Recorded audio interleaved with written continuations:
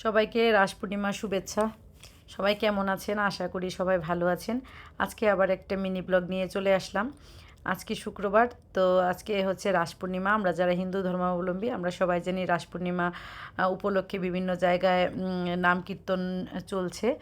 তো আমাদের এখানেও ফেনীতে কালীবাড়িতে হচ্ছে নাম কীর্তন।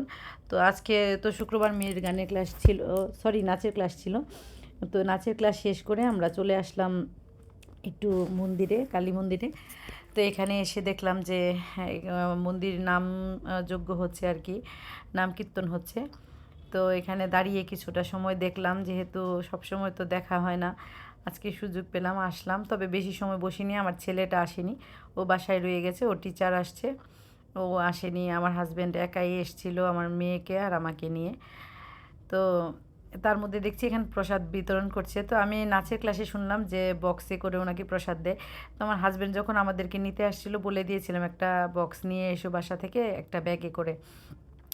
তো আমার হাজব্যান্ড একটা বক্স নিয়ে আসছিলো, তো আমরাও কিছুটা প্রসাদ নিয়ে দিলাম। আর এখানে কিন্তু উন্মুক্ত, যে যাচ্ছে তাকে প্রসাদ দেওয়া হচ্ছে। আর পিছনে এই যে দেখতে পাচ্ছেন বড় বড় হাঁড়িতে করে খিচুড়ি রান্না হচ্ছে। আসলে এগুলো হাঁড়ি না, সসপ্যান, বড় ধরনের সসপ্যান, প্রচুর রান্না হচ্ছে, যে যাচ্ছে সে খেয়ে নিচ্ছে।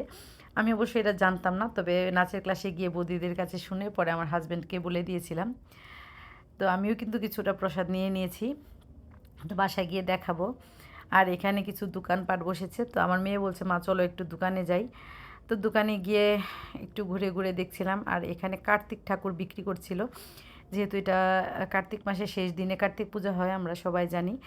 তো দেখলাম প্রচুর কার্তিক ঠাকুর উঠেছে। তা আমিও এখান থেকে একটা জিনিস কিনলাম।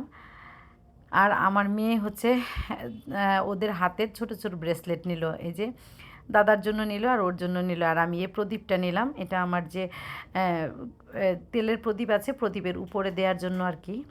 আর এখানে কিছু ছোটোখাটো প্লাস্টিকের গাড়ি খেলনা নিয়ে বসেছিল, অনেকেই কিনছিল দেখছিলাম। তবে আমার ছেলে মেয়ে তো এখন বড় হয়ে গেছে, এগুলোর দিকে আর ওদের ঝোঁক নেই। তো এই তো খিচুড়ি প্রসাদ আমরা বাসায় নিয়ে এসে খাচ্ছি। সবাই ভালো থাকবেন, সুস্থ থাকবেন। আজকে ভিডিওটা এই পর্যন্তই।